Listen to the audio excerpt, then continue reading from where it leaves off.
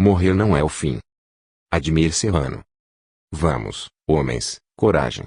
De uma vez por todas, lançai para longe todos os preconceitos e ideias preconcebidas.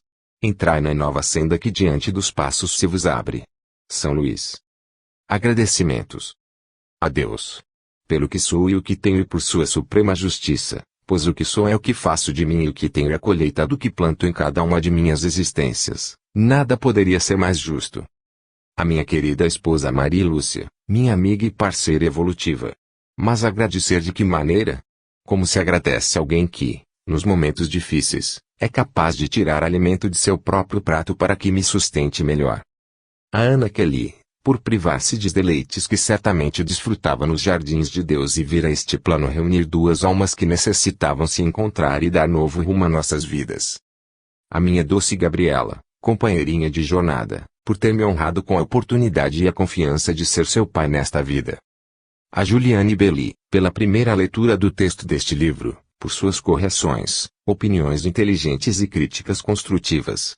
A todo o pessoal da Petite Editora que participou na transformação de um sonho em realidade. Prefácio do autor.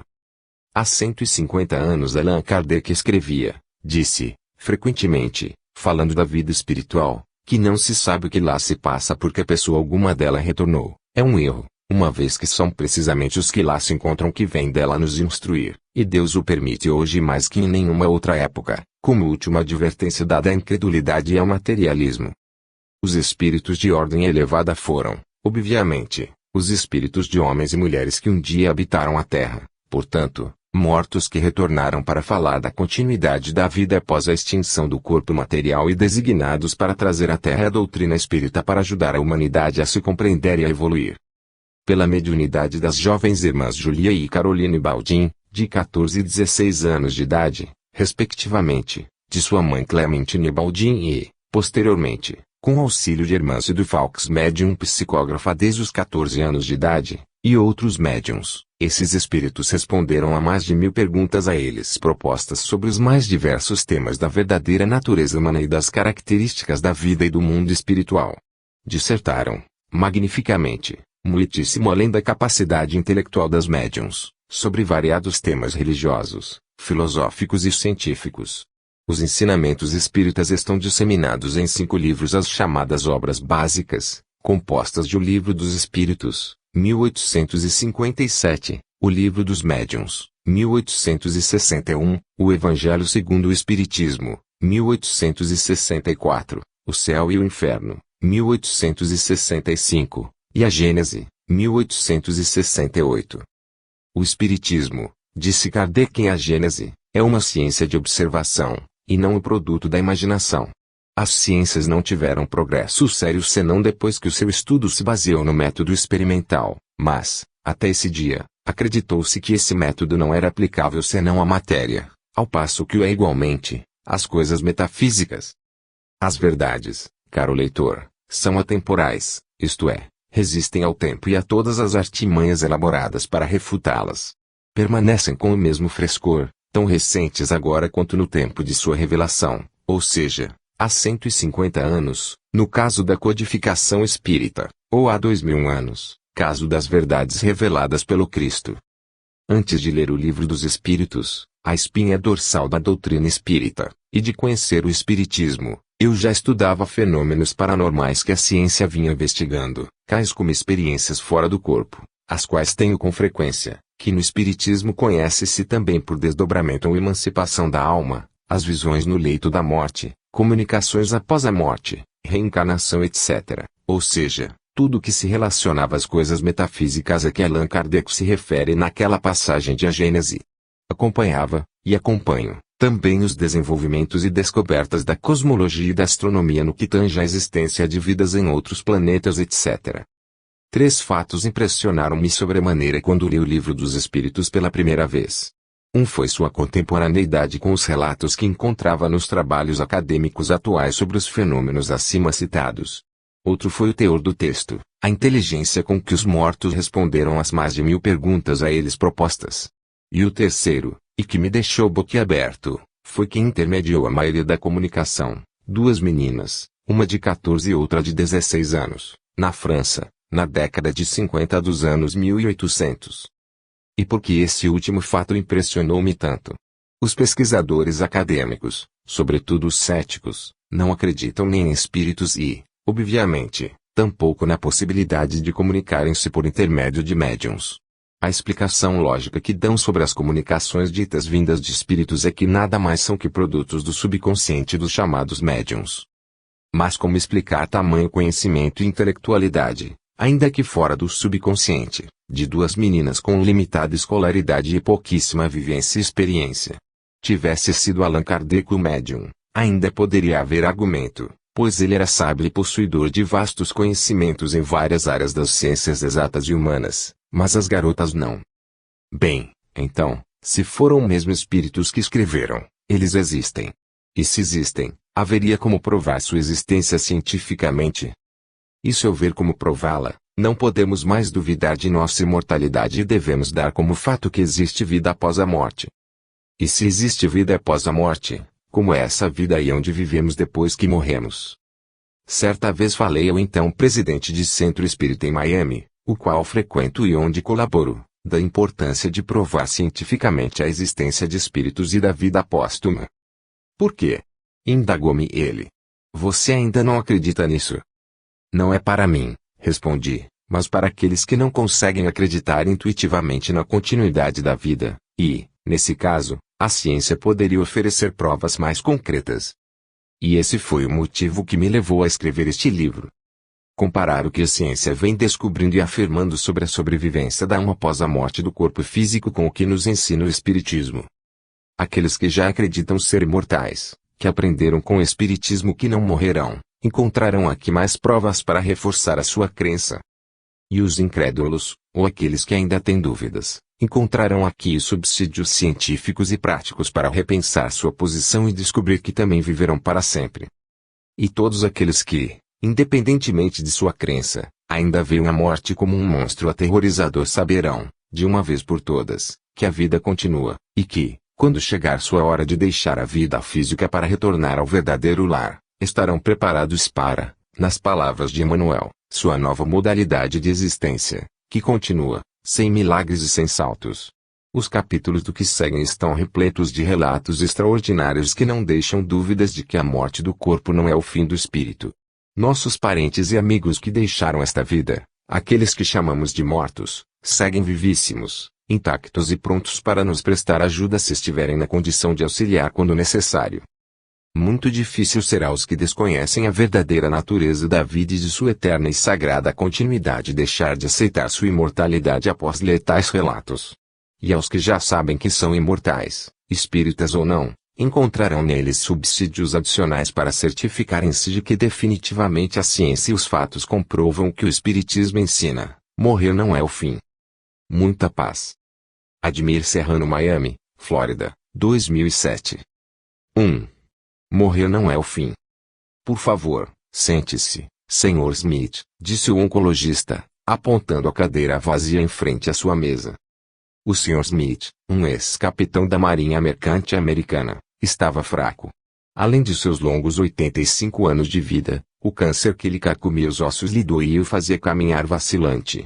Ajeitou-se na cadeira com dificuldade e manteve seu olhar atento à pasta bege de cartolina, que seu médico estava prestes a abrir para dizer-lhe sobre os resultados de seus últimos exames. O câncer se espalhou, Sr. Smith, e não há muito mais a ser feito. O velho marinheiro engoliu em seco e, seus olhos, já miúdos pelo tempo, encheram-se de lágrimas. Tentou falar, mas não conseguiu. Respirou fundo e pigarreou com força para desatar o nó que havia se instalado na garganta. Quanto tempo, doutor? Sua voz era trêmula. Não muito, sinto em dizer-lhe, retrucou o médico.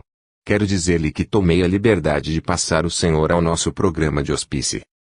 A palavra hospício penetrou-lhe a alma como uma lança afiada. Ele sabia que o hospício era um programa paliativo para doentes terminais, cuja doença não tem mais cura e cujos pacientes têm no máximo 6 meses de vida.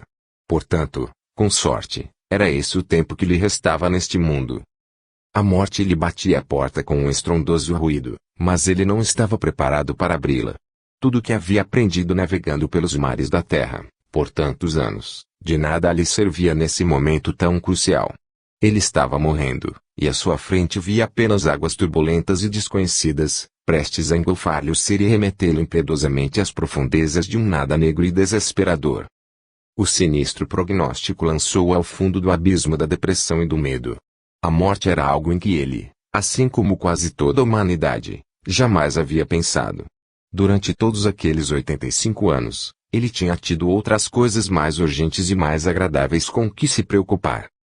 Mas agora chegara a sua vez, como chegará de toda a humanidade e, apesar de ter ultrapassado a média de longevidade da maioria da população mundial, ele não estava preparado para morrer. E, nesse momento, quando as crenças religiosas deveriam trazer um auxílio consolador, a que o velho marinheiro seguia, pouco ou quase nada lhe falava sobre o sem futuro após a morte. Mas ele queria saber, existe vida após a morte e, se existe, como é essa vida, o que me espera, para onde irei? Indagava-se o ex-capitão. Além de empenhar-se em aliviar as dores físicas de seus pacientes, os programas de hospício empenham-se também em dar-lhes apoio emocional, psicológico e espiritual. Na busca de respostas a seu possível futuro além do túmulo e para aliviar um pouco a angústia que o iminente fim de seu corpo físico lhe causava, o Sr. Smith pediu a presença da capela para conversar. Abrindo o Novo Testamento, em Atos dos Apóstolos, 2 Coríntios, 4, 16 a 18, a reverenda leu-lhe essa passagem. É por isso que não desfalecemos. Ainda que exteriormente se desconjunte nosso homem exterior, nosso interior renova-se de dia para dia. A nossa presente tribulação, momentânea e ligeira, nos proporciona um peso eterno de glória incomensurável. Porque não miramos as coisas que se veem, mas sim as que não se veem. Pois as coisas que se veem são temporárias, e as que não se veem são eternas. O Sr. Smith ouvia com atenção, mas sua mente, exasperada, vagava. De que será que ele está falando? Indagava-se. Terminada a leitura, a reverenda complementou. Talvez seja isso que Deus está reservando para o Senhor. Reservando o quê? O que vai ser do Sr. Smith após a morte? Ele ainda não fazia a menor ideia. A intenção, tanto da reverenda como a de Paulo, o apóstolo que proferiu essas palavras, é louvável, mas o sentido é obscuro e confuso. Para trazer algum tipo de alívio ao moribundo e dar-lhe esperança, sobretudo a alguém que durante toda a sua vida jamais parou para refletir sobre a realidade da morte, são necessárias palavras claras, objetivas e diretas. Sem dúvidas, a passagem que a reverenda cita é muito curta para elaborarmos alguma ideia sobre a vida após a morte. No entanto, mesmo que investiguemos as milhares de páginas dos vários textos sagrados de diferentes religiões, a Bíblia entre eles, não encontraremos explicações do que nos espera após a morte, além das 3 clássicas possibilidades: o céu para os bons, o purgatório para os mais ou menos e o inferno para os maus. A morte batia à porta de uma outra paciente dessa bem-intencionada reverenda. Dona Clara, de 74 anos de vida, estava igualmente com seus dias contados. Ao refletir sobre a vida que estava para findar-se, tinha certeza de seu destino, ia direto para o inferno. Sua religião lhe havia ensinado isso. Esse era o destino de todos aqueles que se rebelassem contra Deus. E era seu caso. De menina, ela e sua mãe haviam sofrido abusos do pai alcoólatra. Inconformada com a complacência de Deus diante de seu sofrimento e o de sua mãe nas mãos do homem que deveria provê-las e protegê-las, passou a rejeitar ambos, o pai e Deus. Católica, havia crescido no preceito do céu, do purgatório e do inferno. E calculando a extensão de seus pecados, iria diretamente para o inferno. A pobre senhora estava aterrorizada. Juntas, reverenda e moribunda, folheavam, em vão, as centenas de páginas de suas Bíblias em busca de um consolo. Quem sabe encontrariam a tempo uma brecha nas leis divinas que lhe pudesse dar um habeas corpus, ou alguma outra opção menos cruel que o inferno, para ajudá-la a morrer com um pouco de paz. A reverenda tinha mesmo seus dias cheios. Muitos pacientes pediam sua presença em busca de um alento, um fio de esperança contra o fim que tão breve chegaria. E dentre as tantas perguntas que lhe faziam, havia uma em comum: que me esperará após a morte? Reverenda, exclamou-lhe Dona Ruth, uma paciente de meia idade, a primeira vez que a viu, minha cristandade simplesmente desapareceu. Que vai ser de mim após a morte? Sinto-me envergonhada por não encontrar em minha fé o conforto de que tanto necessito nessa hora. Confessou ela. Essa senhora havia sido protestante praticante toda a lua vida adulta. Mas apesar dos tantos sermões que ouviu, dos tantos salmos que havia decorado, de seu orgulho em saber de memória os capítulos e versículos de passagens bíblicas, nada sabia de seu destino após a morte. A clareza do Espiritismo. E o que diria um bem informado espírita a tantos senhores Smiths, Josés, Antônios e Joãos, Donas Claras, Rutes, Marias e Aparecidas que recebem semelhantes prognósticos diariamente a fim de prepará-los para a transição da morte, sem rodeios, direta e firmemente. Diria: meus irmãos, não há que temerem a morte, porque a morte não é o fim. A morte do corpo não lhes extinguirá a vida. Ao contrário do que aprendemos, não viemos do pó e não retornaremos a ele. O corpo sim, volta ao pó, mas o espírito, não. O corpo é perecível e mortal, enquanto o espírito, o que verdadeiramente somos, é imortal e eterno. Para experimentar a vida na Terra, precisamos de um traje que nos permita interagir com as coisas da Terra. Nosso corpo físico é esse traje. E assim como vocês continuavam sendo as mesmas pessoas todas as manhãs após se despojarem de seus trajes de dormir, vocês serão as mesmas pessoas após a morte despojar-lhes o corpo físico. Vocês continuarão vivendo. Mesmo que se apaguem as luzes de seus olhos físicos, os olhos de sua alma ainda verão. Mesmo que se desfaçam as redes neuronais que os ajudam a pensar e a sentir, vocês continuarão pensando e sentindo, mesmo sem elas. Vocês não são esse corpo que ora habitam e que estão prestes a deixar. Vocês estão usando esse corpo temporariamente. Vocês continuarão ouvindo, sentindo e pensando tão lucidamente como o fazem agora e até mais. Vocês não serão aniquilados. Quando seu corpo físico der seu último suspiro, ou quem sabe antes mesmo disso, vocês estarão em outro corpo, em outra realidade, mas seguirão vivos, mais vivos que agora, e não estarão sós. Seus parentes e amigos que partiram antes de vocês virão para ajudá-los a desvencilhar-se da prisão do corpo físico e os acompanharão à sua nova morada. O trabalho de vocês aqui na Terra está por terminar, lhe chegada a hora de deixarem a vida física e regressarem para seu verdadeiro lar, onde continuarão seu progresso. De volta ao mundo dos espíritos, e espírito é o que todos nós verdadeiramente somos, vocês analisarão a vida que acabaram de deixar. Examinarão os erros cometidos e verão o que ainda lhes falta melhorar. Serão orientados, amparados e amados. Descobrirão por si próprios que a morte nada mais é que um renascer. É o despertar de um pesadelo angustiante e o retorno à pátria mãe de onde partiram temporariamente para a grande escola da Terra. E se conscientizarão de que, ao contrário de ser um ínfimo lapso entre o nascimento e a morte, seguirão vivendo e verão que morrer não é o fim. E, para encerrar, nosso irmão espírita poderia até utilizar as palavras da dedicada reverenda. Excluindo o talvez, complementaria enfaticamente, é isso que Deus está reservando para vocês. Pelo Espiritismo, encontramos em A Gênese, item 30, o homem sabe de onde vem, para onde vai, porque está na terra, porque sofre temporariamente e vê, por toda parte, a justiça de Deus. Mas infelizmente poucos são os que conhecem essa verdade. E quando a morte bate à sua porta, veem o mundo desabar a seu redor. Desesperam-se, buscam freneticamente desvencilhar-se dela, mas como é do desígnio de Deus que deixem este mundo, a morte sai vencedora, isto é, vence o corpo orgânico, pois este é mortal, mas não vence o espírito. A morte do corpo, que é matéria orgânica, portanto perecível, é a realidade mais inequívoca com a qual o ser humano deve conviver. Ao mesmo tempo que começamos a viver a vida física quando nascemos, começamos também a morrer. A cada momento da nossa vida, os trilhões de células que compõem nossos órgãos físicos morrem e renascem em desenfreado frenesi, mesmo que disso não nos apercebamos. Esse processo é parte das leis que regem a vida da matéria orgânica. Compor-se, organizar-se, desorganizar-se, reorganizar-se, perecer, renascer.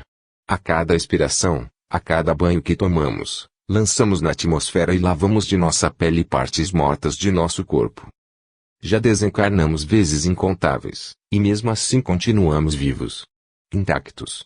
Como se nada tivesse acontecido. Mas mesmo assim fugimos da ideia da morte com todas as nossas forças. Somos mais sensíveis à morte dos nossos entes queridos. A desencarnação daqueles a quem não conhecemos não nos incomoda tanto. Ao contrário, muitas vezes até deliramos com a morte alheia.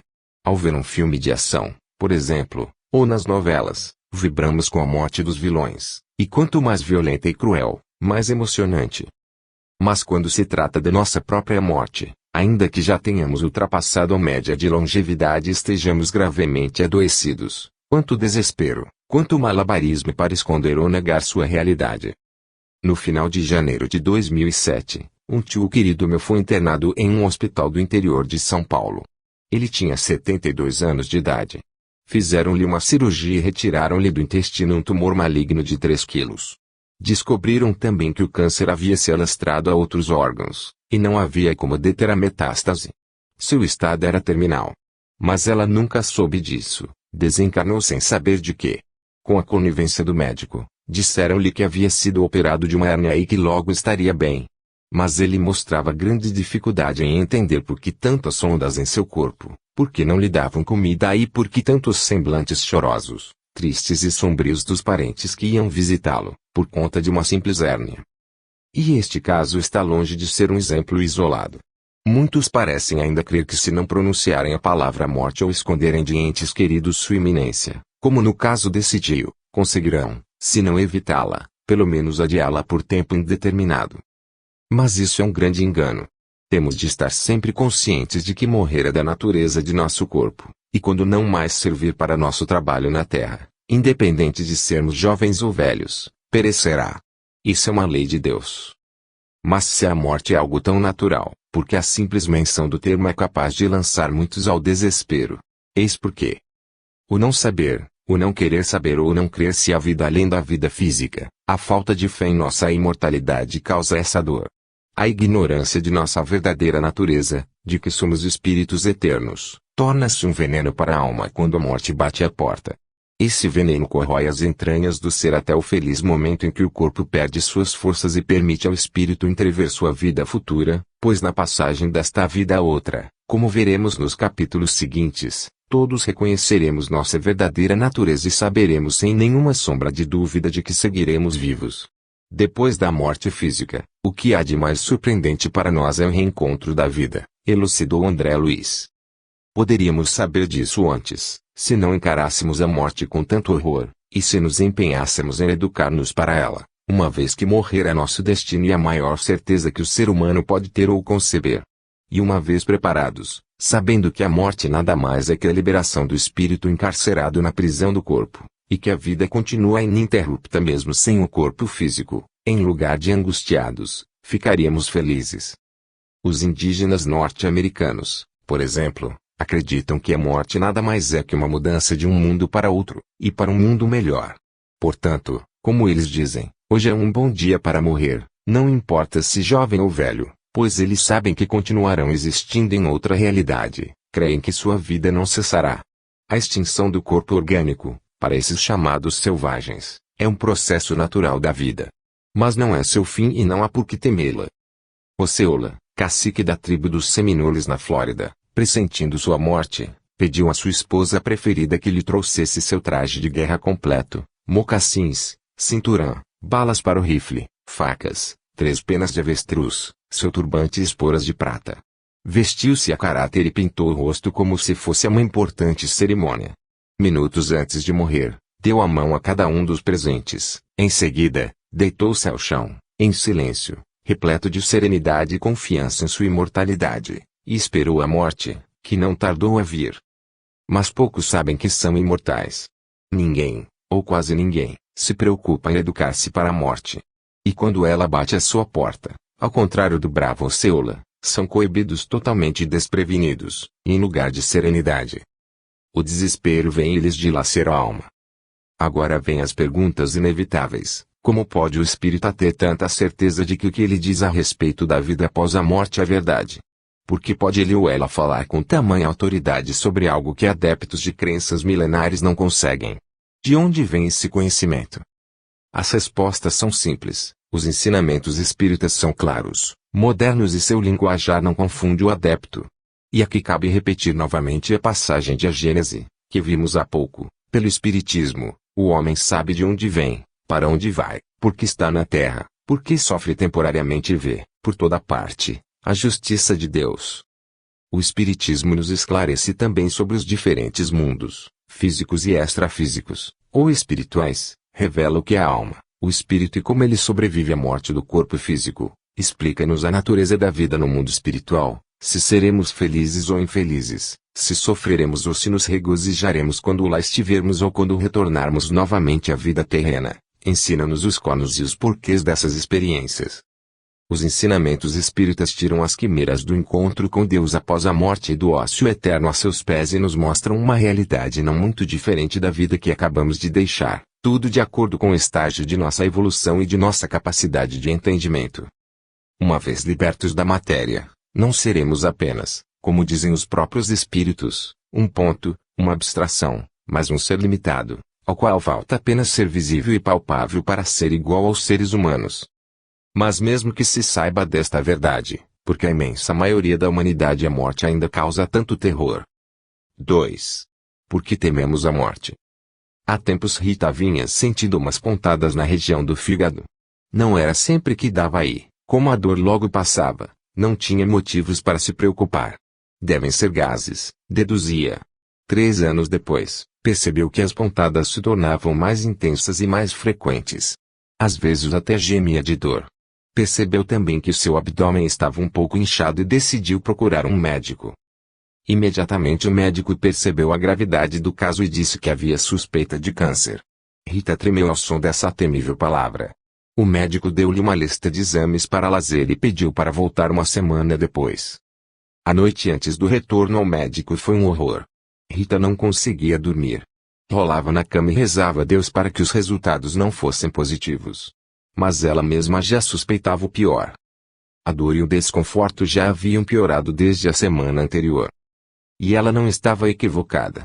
Desabou a chorar assim que o médico pronunciou as primeiras palavras sobre a precária condição de seu fígado. E, para piorar, já havia células cancerígenas em outros órgãos também.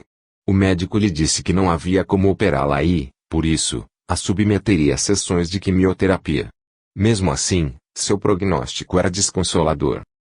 Rita tinha pouco mais de 40 anos, havia feito aniversário pouco tempo antes, porém não chegaria ao próximo. Mas isso ela não podia aceitar.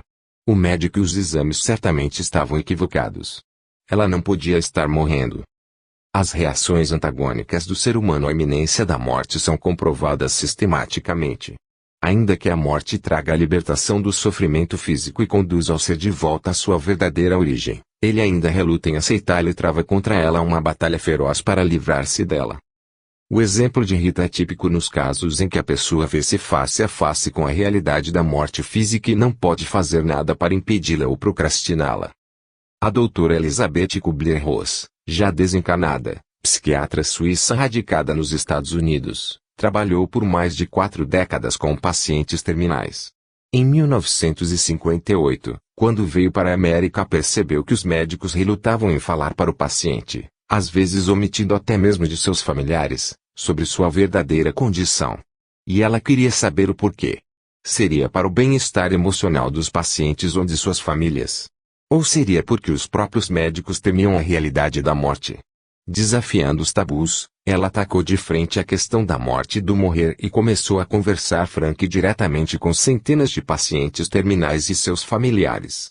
A partir daí, desenvolveu uma série de palestras voltadas a médicos, alunos de medicina, enfermeiros e enfermeiras e, nessas palestras, levava consigo seus pacientes terminais para que eles próprios compartissem com a classe médica suas necessidades, seus medos, suas esperanças, enfim, tudo o que se passava na cabeça de uma pessoa que sabia que estava morrendo. A doutora Kubler-Ross publicou o resultado desse trabalho pioneiro em seu livro sobre a morte e o morrer, lançado nos Estados Unidos em 1969 e traduzido para o português em 1987, um best-seller e um clássico nessa área. Em seus vários anos de trabalho com pacientes terminais, ela identificou 5 estágios emocionais ou psicológicos que o ser humano atravessa ao saber que a sua vida física está se findando. Os 5 estágios do morrer. O primeiro estágio é a negação. Nesse estágio, quando o paciente descobre que seu estado é terminal, ele nega veementemente a aceitar a veracidade do diagnóstico. Não, isso não está acontecendo comigo. Esse médico não sabe nada, contesta. Ou então, não estou doente coisa nenhuma, eles trocaram os resultados com o de outro paciente. É normal, também, e com razão, procurar uma segunda opinião. E quando esta confirma o diagnóstico, ele luta contra a morte, busca alternativas, muda hábitos alimentares e comportamentais na esperança de continuar vivo por mais tempo. Passado esse primeiro impacto, vem o segundo estágio, a indignação. Não há mais como negar, ele está morrendo e não há nada que possa fazer. Por que isso está acontecendo comigo? Que foi que eu fiz a Deus para merecer tal castigo? Que injustiça é essa?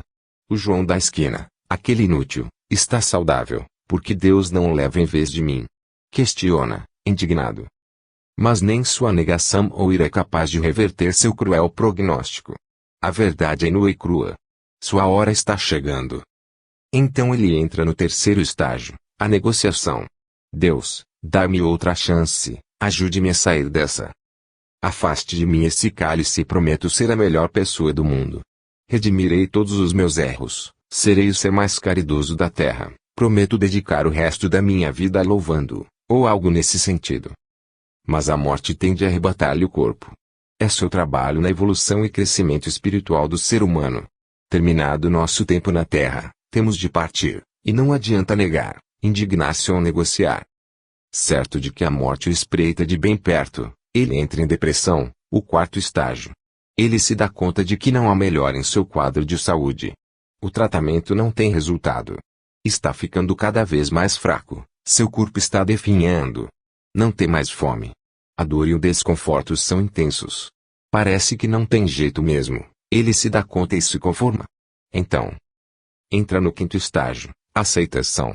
Bem, já que não há nada mais a fazer mesmo, estou pronto, seja o que Deus quiser, livrai-me deste sofrimento. Aqui começa a prostração do corpo e o renascimento do espírito. Os estágios podem não ocorrer nessa ordem. Há a possibilidade de se intercalarem ou até mesmo ocorrer 2 ou 3 ao mesmo tempo. As duas naturezas do ser humano. O Espiritismo nos ensina que o ser humano possui 2 naturezas, a do corpo e a do espírito. Pelo corpo, ele participa da natureza dos animais cujos instintos lhes são comuns, e pela alma, participa da natureza dos espíritos. Em nosso atual estágio evolutivo, ainda participamos da vida mais pela natureza dos animais, pelos instintos, do que pela natureza dos espíritos. A natureza dos animais traz em si o instinto de preservação, que é um componente necessário para a evolução física das espécies. Nosso corpo físico evoluiu de espécies inferiores. O corpo físico do ser humano já atingiu o cume de sua forma, mas sua consciência ainda está em evolução. Por isso ainda conserva boa parte dos instintos primitivos de sua era animal. Muitas existências ainda lhe serão necessárias para seu despertar consciencial, para a obtenção da maturidade espiritual que lhe permitirá reconhecer em seu íntimo que não é um corpo mortal, mas sim um espírito eterno. O objetivo final de cada um de nós é atingir a angelização, um estado de perfeição espiritual que nos desprenderá totalmente da natureza física e, consequentemente, dos instintos. Nesse novo estado passaremos a nos identificar com a nossa essência, que é o nosso espírito, e nos livraremos do medo da morte, pois já não habitaremos mais corpos orgânicos perecíveis. Mas isso poderá levar muito tempo, inúmeras encarnações e muito sofrimento, até que possamos compreender o que verdadeiramente somos, seres imortais a caminho da luz. Apesar de já havermos progredido muito na intelectualidade desde os primórdios dos tempos, pouco progredimos moral e espiritualmente. Por essa razão ainda participamos da vida mais pela natureza dos animais do que pela natureza dos espíritos. E isso é muito fácil de ver. Basta analisarmos o comportamento geral da humanidade, as guerras, os ataques terroristas, os sequestros, os homicídios, os estupros etc. A violência é a mais animalesca de nossas atitudes. É com esse instinto que os animais preservam seus territórios, protegem sua prole e, no caso dos carnívoros, obtêm seu sustento. Para eles, os animais, esse instinto é um instrumento necessário para sua sobrevivência. O homem já não precisa mais dele para sobreviver, mas ainda não conseguiu despojar-se dele e usa-o com frequência, um claro sinal de que em muitos aspectos ainda mantém um pé tenazmente fincado em seu primitivismo, a uma época quando ainda precisava recorrer à força bruta para sua sobrevivência. O medo da morte faz parte desse primitivismo ancestral, do instinto de preservação prevalente na natureza animal. Há esse instinto primitivo, próprio da natureza dos animais, Freud denominou Iden. O id é a manifestação dos desejos primitivos, animalescos. A fome, a sede, o desejo sexual, e a ira e todas as paixões inferiores relacionadas aos desejos carnais são próprias do Iden. O id é hedonista, irracional e quer continuar gratificando seus prazeres a qualquer custo, pois ele não quer morrer. Vê-se claramente a manifestação do id no estágio da negação, aquele em que o ser humano mergulha ao saber que é portador de uma doença terminal, identificado pela doutora Kubler-Ross como a primeira reação contra a iminência da morte. O id não quer deixar de existir e ele nega veementemente a realidade do nefasto prognóstico. Mirando severamente aquele médico que acaba de dar-lhe a terrível notícia, ele pode vir até afirmar: certamente o senhor está enganado, esse resultado é de outro paciente, não é o meu. Muitas pessoas reagem: outro paciente, não importa quem seja, pode morrer, mas elas não. No segundo estágio, o da indignação, que pode ocorrer juntamente com o da negação, o id começa a conscientizar-se, muito contra sua vontade, da realidade da morte que se aproxima. Mas ele não aceita, obviamente, e enfurece-se, sendo Deus quase sempre o primeiro alvo de sua ira. O id não admite culpa e, além do mais, é orgulhoso. Mesmo sabendo que seus excessos podem ter sido os causadores dos distúrbios que ora lhe arrebata a vida física, ele os nega. Certa senhora que morria de enfisema pulmonar, culpava os ácaros no ar que respirava ou alguma doença que teve em sua infância pelo doloroso mal que a matava, inocentando assim o seu vício de fumar exageradamente por várias décadas.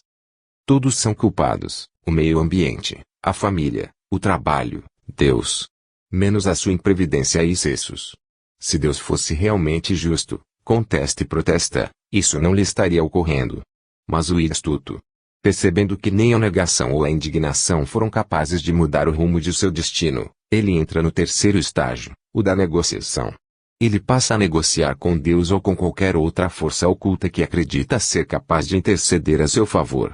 Humildemente ele faz promessas de reforma, será uma pessoa exemplar, vai se dedicar à caridade, à melhora do mundo em troca de uma prolongação de vida, de mais tempo na Terra. Esse já é o primeiro sinal de que o id está perdendo força. Seus laços com a matéria já estão afrouxando. Mas quando id percebe que suas súplicas negociadoras não estão dando resultados, ele entra em depressão, quarto e penúltimo estágio. Ele já se deu conta de que perdeu a batalha pela preservação do corpo físico que comandava, e ao qual tão tenesmente se apegava, está jogando a toalha, por assim dizer. Não é mais possível recuperar seu vigor físico para continuar vivendo. Suas forças se desvanecem apesar dos esforços para manter-se neste lado da vida. Ele sabe que está morrendo e nada mais pode fazer para impedir seu fim. Aqui, a primeira das naturezas do ser humano, a do corpo, está obedecendo a uma das mais sagradas leis da criação, a da renovação. Mesmo que o corpo se desintegre, nenhum átomo que compõe os trilhões de células que o formam será perdido. Todos aqueles diminutos centros de energia que se desprenderão delas farão parte de outras formas de vida. E o espírito sabe disso. Portanto, no quinto e último estágio, da aceitação da morte iminente, essa parte primordial da natureza do homem ganha proeminência. O espírito começa a preparar sua libertação dessa jornada que se finda. Dá-se início à sua saída da prisão corporal. 1 ou 2 semanas antes da morte, o moribundo dorme a maioria do tempo. Os olhos parece que se recusam a permanecer abertos. Com o corpo quase exaurido de energia vital, as frequências das ondas cerebrais baixam para alfa e teta, aguçando assim seus sentidos psíquicos. Nesse estágio, a pessoa já começa a ver com os olhos da alma. Passando ao mundo dos espíritos. E o que veremos na hora da morte? Na maioria das vezes, alguns dias, horas ou momentos antes da morte, a pessoa vê e conversa com os espíritos de parentes e amigos já falecidos, que se fazem presentes ao seu redor. Esses espíritos estão ali para auxiliá-la em sua transição. Com a ajuda destes, ela é também capaz de vislumbrar o lugar no mundo espiritual para onde irá assim que deixar o corpo físico. Nossos parentes e amigos vêm algumas vezes ao nosso encontro quando deixamos a Terra. Sim, eles vêm ao encontro da alma que estimam. Felicitam-na como no retorno de uma viagem, se ela escapou dos perigos do caminho, e ajudam a se despojar dos laços corporais. E a concessão de uma graça para os bons espíritos quando aqueles que amam vêm ao seu encontro, enquanto o infame, o mal, sente-se isolado ou é apenas rodeado por espíritos semelhantes a ele, é uma punição. Mas seria tal fenômeno verdade, ou apenas uma quimera, uma consolo para aliviar o temor à morte? E se for verdade, haveria como comprovar o que veremos na derradeira hora? Não só há como comprovar, mas já o foi, e é comprovado, diariamente. Apóstrofo 3. O que veremos na hora da morte? Como ele está, doutor? Perguntou a filha ao médico antes de entrar no quarto para ver seu velho pai. O médico franziu a testa e meneou a cabeça. Sinto dizer-lhe, mas não creio que ele passe de hoje. Quando a filha entrou no quarto, viu o pai com o olhar fixo em uma cadeira vazia e solitária em um canto da parede. O velho abriu um sorriso em seu rosto cansado e sussurrou: "Ah, você está aqui." A filha, que queria estar com o pai em seus últimos momentos de vida, tomou-lhe a mão magra e enrugada. "Sim, papai, eu estou aqui." "Não, filha," ele respondeu, sorrindo, sem tirar os olhos da cadeira vazia. "É o tio Jerônimo, seu irmão. Jamais pensei que fosse vê-lo novamente." A filha olhou atentamente para a cadeira vazia, mas tudo o que viu foi a cadeira vazia. Ela estranhou, mas não achava que o pai estivesse endoidando, pois estava lúcido, e sua fala era coerente. A filha viu o sorriso do pai ampliar-se ainda mais, sua face velha e sofrida parecia iluminar-se. "Meu Deus! A mamãe também está aqui, e a tia Lucila. Estão me dizendo que vieram me buscar. Você não os vê, filha? Eles estão maravilhosamente bem." Voltando-se à filha, o pai deu-lhe um sorriso, seus olhos murchos encheram-se de lágrimas. Ela sentia que o pai estava dizendo adeus. Aproximando-se para dar-lhe um beijo de despedida, viu seus olhos se fechando devagar, o sorriso se desvanecendo de seu rosto sofrido. O velho soltou um longo suspiro. E foi juntar-se a seus entes queridos que o esperavam na entrada do mundo dos espíritos. Sheila Mendonça é enfermeira-chefe da unidade de terapia intensiva, UTI, de um grande hospital do Texas. Certa noite ela cuidava muito atentamente de um paciente que havia sido internado alguns dias antes. Embora estivesse no UTI, seu caso não era considerado de muita gravidade. Por volta de 20 horas, o homem começou a conversar sozinho, mas lucidamente, com uma pessoa querida de quem aparentava ter saudades. Sheila não sabia com quem o homem conversava, mas pareceu-lhe óbvio que não se viam havia muito tempo. A impressão que ela teve foi de que se tratava de alguém que já havia falecido. Em seguida, o paciente adormeceu. Por volta de 1h30 mais tarde, ele voltou a falar sobre aquela pessoa novamente, e seus sinais vitais começaram a deteriorar-se. Uma junta médica socorreu-o imediatamente, mas ele entrou em coma. Logo depois recobrou os sentidos e mostrou-se extremamente lúcido outra vez, um caso comum entre muitas pessoas que se aproximam da morte. Dirigindo o olhar a um lado onde não havia ninguém, fixou no vazio. Era como se alguém estivesse ali, uma presença que só ele via. De repente, seu semblante iluminou-se e um radiante sorriso demonstrava que se tratava de um ser querido que regressava. O amor e a serenidade que seus olhos irradiavam comoveram os médicos e as enfermeiras que o atendiam, a ponto de arrancar-lhes lágrimas de emoção. Não havia dúvidas. Alguém estava ali para mostrar-lhe o caminho, disse Sheila. O homem desencarnou pouco depois dessa visão, em um estado de sublime paz e felicidade. Lady Barrett foi chamada às pressas. Doris B., sua paciente, estava prestes a dar à luz. Quando chegou à maternidade, o trabalho de parto já havia se iniciado. Sem tempo a perder, pôs-se a ajudar a jovem a ter o seu bebê. Terminado o trabalho, Lady Barrett foi visitar outras pacientes e, antes de retornar à sua casa, voltou ao quarto de Doris. O bebê estava bem, mas Doris estava tendo seríssimas complicações cardíacas, mais exatamente encontrava-se à beira da morte. Vendo Lady Barrett a seu lado, Doris levantou as mãos à médica e disse: "Obrigada, muito obrigada pelo que fez por mim. Por ter me ajudado a dar à luz o meu bebê." Lady Barrett tomou a sua mão e Doris, que ainda não havia visto o bebê, indagou: "E menino ou menina?" Doris agarrou a mão de Lady Barrett. Com firmeza implorou: "Não me deixe, não vá embora, por favor." O cardiologista chegou para examiná-la, e Doris sentou-se na cama. Passados alguns minutos, ela se deitou.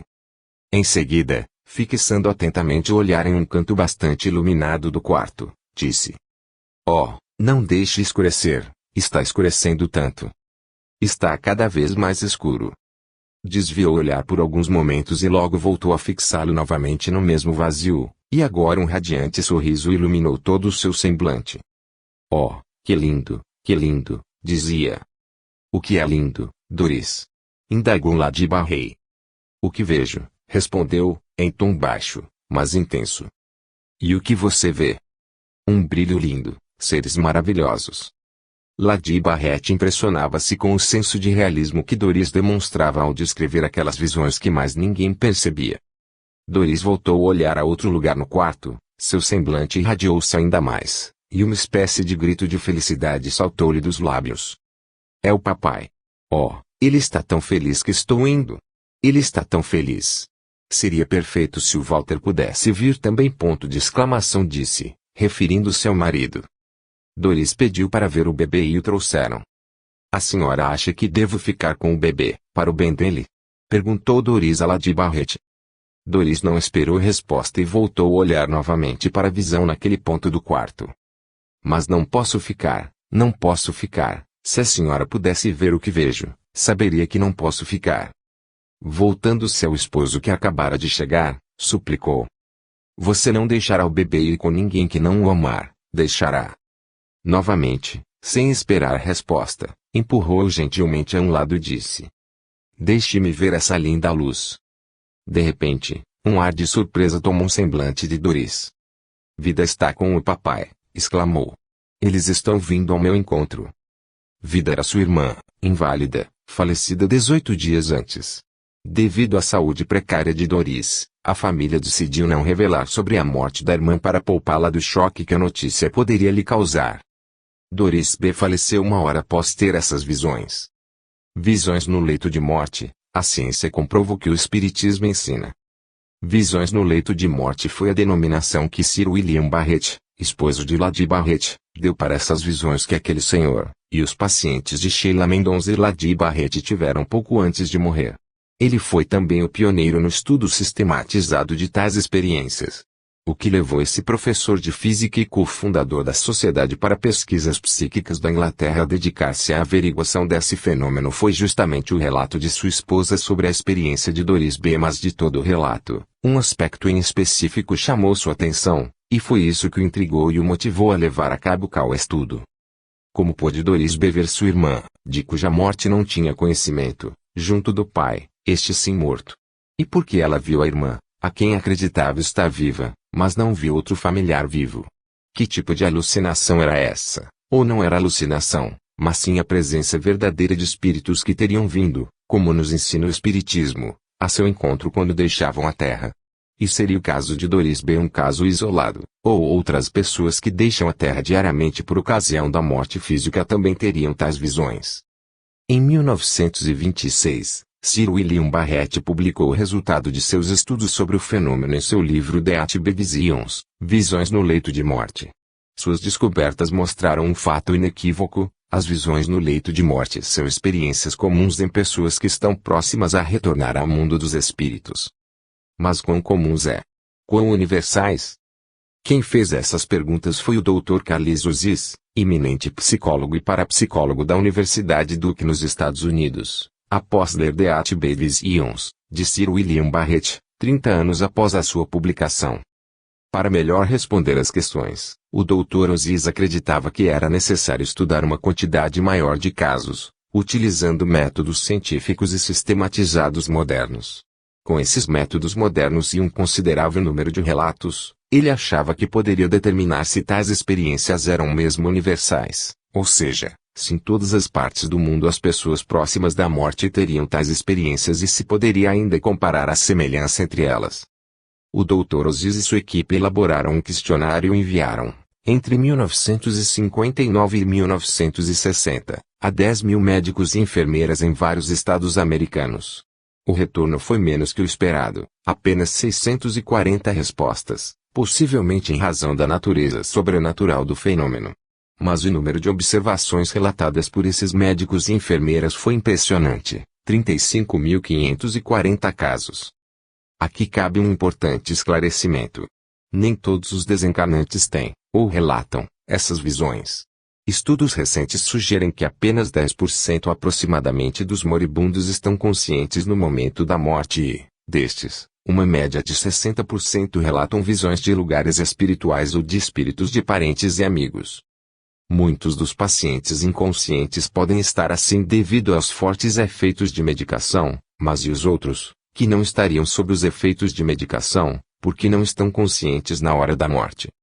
Uma pergunta feita por Allan Kardec aos espíritos de ordem elevada, o Livro dos Espíritos, questão 156, pode explicar-nos o porquê. A separação definitiva da alma do corpo pode ocorrer antes da completa cessação da vida orgânica. Foi-lhes indagado. Na agonia, responderam eles, a alma, algumas vezes, já deixou o corpo. Nada mais resta nele do que a vida orgânica. O homem não tem mais consciência de si mesmo e, entretanto, ainda há nele um sopro de vida orgânica. O corpo é uma máquina que o coração faz mover. Existe, enquanto o coração faz circular o sangue em suas veias, e não tem necessidade da alma para isso.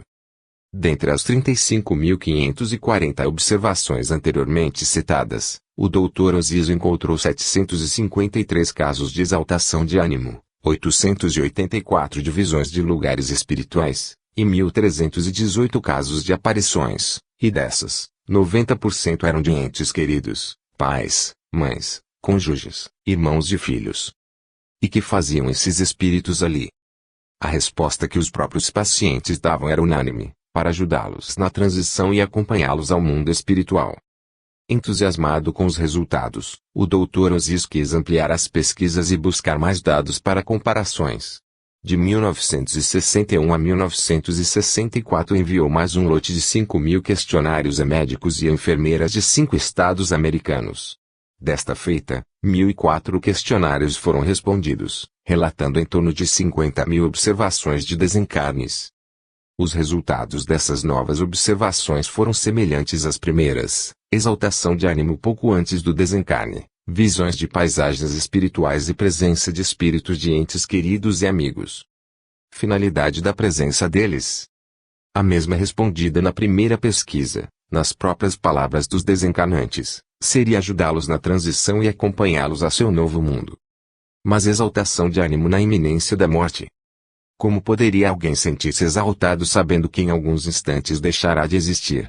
O que levaria Doris B., por exemplo, a querer morrer para acompanhar seu pai e ir para aquele lugar que só ela conseguia ver? Atente para essa pergunta de Kardec os Espíritos, o Livro dos Espíritos, questão 157. No momento da morte, a alma tem, às vezes, um desejo ou um êxtase que lhe faz entrever o mundo em que vai entrar? A resposta: muitas vezes a alma sente desfazerem-se os laços que a prendem ao corpo, então, faz todos os seus esforços para rompê-los completamente. Já em parte desprendida da matéria, vê o futuro desdobrar-se à sua frente e desfruta, por antecipação, do estado de espírito. Eis aqui a explicação. Ironicamente, na hora da morte, todos descobriremos nossa imortalidade. Como ambas as pesquisas haviam sido levadas a cabo nos Estados Unidos, um país tradicionalmente cristão, onde a Bíblia é seu livro sagrado, o Dr. Osias quis saber se moribundos em alguma cultura não cristã também teriam tais experiências. Em parceria com outro eminente estudioso e pesquisador de fenômenos paranormais e da vida após a morte, o islandês Erlendur Haraldsson lançou um projeto de investigação em uma cultura totalmente diferente da americana, na Índia, onde o Dr. Haraldsson havia vivido durante um ano. Entre 1972 e 1973, eles estudaram os relatos obtidos em 704 questionários de desencarnantes indianos e os compararam com os 1.004 da segunda pesquisa americana. Conclusão: a frequência e a natureza das visões dos moribundos indianos era marcadamente semelhante às relatadas pelos norte-americanos prestes a desencarnar.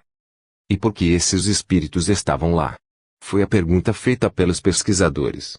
As respostas dos indianos foram unânimes e exatamente iguais ao que nos ensina a codificação espírita: ajudá-los na transição da morte e acompanhá-los de regresso ao mundo dos espíritos. Comprovando por nós mesmos. As visões no leito de morte são comuns e diárias. E cada um de nós poderá também comprovar isso pessoalmente, basta prestar atenção aos nossos entes queridos ou amigos que estão em fase terminal e conscientes pouco antes ou até mesmo na hora da morte. A grande maioria tem tais visões. Em minha família houve 3 casos nos últimos 4 anos. Um primo que padecia de câncer de garganta, poucos dias antes de falecer, via minha mãe, que foi sua madrinha, falecida em 1990, via também nossa avó materna, falecida em 1996. Ambas estavam presentes em sua casa, a quem somente ele via. No hospital, momentos antes de falecer, ele via um lugar lindo e pessoas vestidas de branco, médicos, que, segundo disse a sua esposa, o esperavam num outro lado da vida. O segundo caso foi o de outro primo, este padecendo de câncer pulmonar. Acamado em sua casa, disse ter visto 2 anjos pairando à sua frente. Como eu já o havia alertado para tais presenças, ele me perguntou se isso significava que estava para morrer.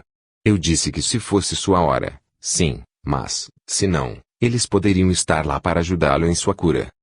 Alguns dias depois, ele precisou ser internado, pois sua saúde se deteriorava rapidamente. Seus últimos dias foram de muito sofrimento, especialmente por estar longe de seus filhos. Quando chegou o momento de seu desencarne, ele falava de um lugar lindo para onde iria, e assim como meu outro primo, falou dos médicos vestidos de branco que o esperavam. O caso mais recente foi em 2006. Um tio querido em estado terminal, pouco antes de desencarnar, sentava-se à cama de braços abertos dizendo que o filho, seu primogênito que havia falecido em um acidente automobilístico em 2002, estava ali para buscá-lo. Os 3 personagens reais que vimos no primeiro capítulo, o Sr. Smith e as donas Clara e Ruth, desencarnaram sem medo e em paz após terem sonhos com o mundo espiritual e visões semelhantes ao que acabamos de ver. E as crianças, teriam tais experiências? O que elas viram na hora da morte? E o que veremos a seguir? 4. O que as crianças viram na hora da morte? 1. A pequena tia estava morrendo e ela sabia disso. Mas, antes de despedir-se deste mundo, tinha algumas providências a tomar. Queria dividir seus pertences com suas primas e amiguinhas, suas bonecas, seus livros, seus brinquedos, etc. Sentando-se na cama, chamou a mãe para perto de si e começou a dar-lhe instruções para a divisão de suas coisas. No meio da conversa, a tia fez um repentino silêncio e fixou seu olhar em um ponto próximo ao teto de seu quarto. Sua expressão era de que estava vendo e ouvindo alguém que só ela era capaz de ver. Meneando a cabecinha, ela disse: "Sim, vovó, já estou indo, espere só mais um pouquinho, por favor." "Ati, você está vendo a vovó?" indagou o pai. A pequena mostrou-se surpresa com a indagação. "Sim, papai, estou." "Por que você pergunta? Você não está?" Levantando o bracinho enfraquecido, apontou com o indicador um lugar próximo ao teto. "Ela está lá, esperando por mim." A tia voltou-se à mãe e continuou suas instruções para a distribuição de seus pequenos tesouros de criança. De repente, parou de falar e olhou novamente para aquele mesmo lugar. Franzindo a testa, falou para a visão, com voz firme e um tanto impaciente: "Sim, vovó, eu já estou indo. Dá para a senhora esperar eu terminar, por favor?" Terminadas suas instruções, olhou para as pessoas que ali se encontravam, mãe, pai, irmãos e amigos. E com a voz fraca e a vida já se extinguindo do seu corpinho, despediu-se de cada uma delas. Acomodando-se novamente na cama, passou rapidamente o olhar em cada um dos presentes, depois o fixou naquele ponto do teto. Suas pálpebras começaram a descer sobre seus olhinhos já quase sem vida. Antes de dar o derradeiro suspiro, pronunciou suas últimas palavras: "Pronto. Vamos, vovó." E assim desencarnou. A avó de Ati havia falecido algum tempo antes, e naquele momento estava lá para ajudar a netinha a desprender-se do corpo físico e acompanhá-la à sua nova morada. As duas eram muito apegadas, e certamente continuariam assim também do outro lado da vida. Ana tinha apenas 2 aninhos de idade quando descobriram que tinha leucemia. Os dolorosos tratamentos aos quais se submetia às vezes faziam a doença desaparecer, renovando as esperanças de que talvez permanecesse nesta vida por mais tempo.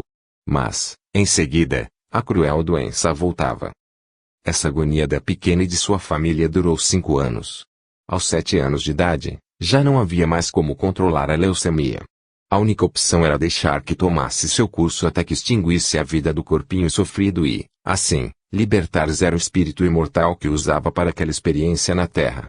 Sua curta missão na vida física já estava terminada e havia chegado a hora de retornar à sua verdadeira pátria-mãe. Mas certamente não irias só, pois Deus jamais desampara seus filhos, sobretudo na hora de seu regresso à pátria espiritual após uma difícil jornada de aprendizado e crescimento espiritual, que é a característica de nossa experiência na Terra. Ao encontro da pequena Ana, Deus mandaria seus anjos,